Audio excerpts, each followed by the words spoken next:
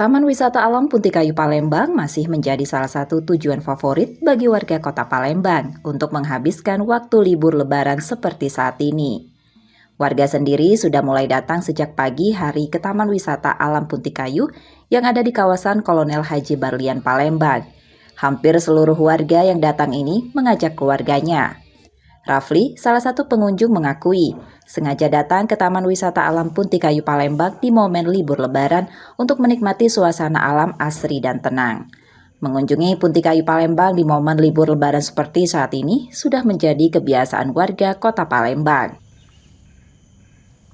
Sejuknya sih, yang pertama sejuknya, terus juga karena Punti Kayu itu base-nya hutan, jadi kita bisa ngeliat pemandangan alam. Kalau misalnya kan selama ini mungkin kerja atau kuliah mungkin jadi sibuk dengan kegiatan di perkotaan, jadinya melarikan dirinya, liburannya itu ke hutan seperti itu.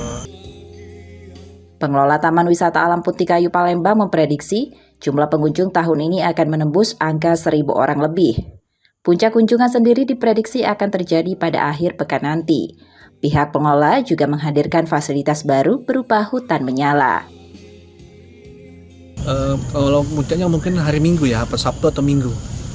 Itu juga mudah-mudahan bisa di atas 1.000 pengunjung. Jadi hutan menyala kita